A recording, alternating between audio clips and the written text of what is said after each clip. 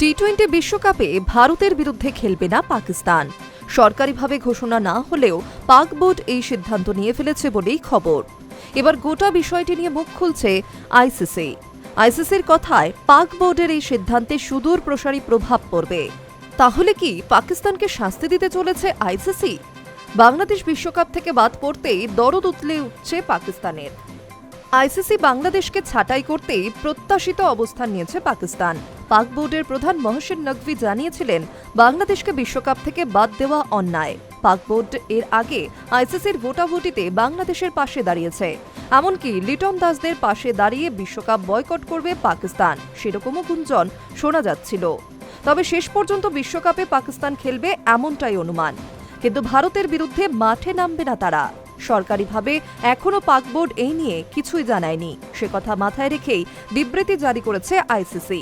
সেখানে বলা হয়েছে, যে কোনো বিশ্বমানের টুর্নামেন্ট আয়োজনের মূল ভিত্তি হল যোগ্যতা অর্জনকারী সব দল সমানভাবে প্রতিযোগিতায় অংশ নেবে।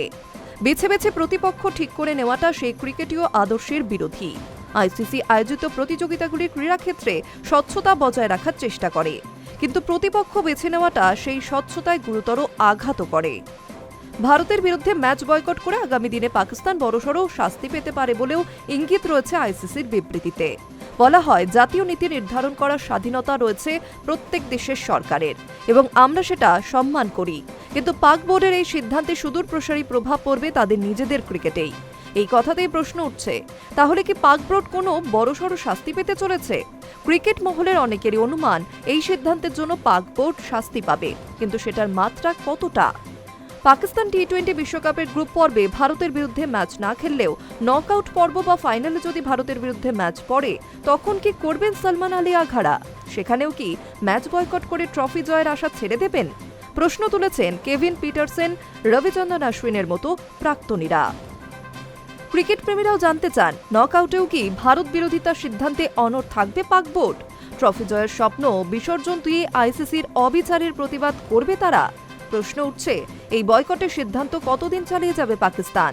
এক্স হ্যান্ডেলে পিটারসেন লেখেন, এই বিশ্বকাপের গ্রুপ আর নকআউট পর্বের সূচিতে ভারত পাকিস্তান ফাইনাল হতে পারে কিনা তা জানা নেই, কিন্তু যদি ভারত পাকিস্তান ফাইনাল হয়, তাহলেও কি ভারতের বিরুদ্ধে খেলবে না পাকিস্তান? অন্যদিকে অশ্বিন অবশ্য ফাইনাল পর্যন্ত ভাবেননি। এক্স হ্যান্ডেলে তার প্রশ্ন, নকআউট ম্যাচ হলেও ভারতের বিরুদ্ধে খেলবে না পাকিস্তান, এটা কি সত্যি? Hi news network.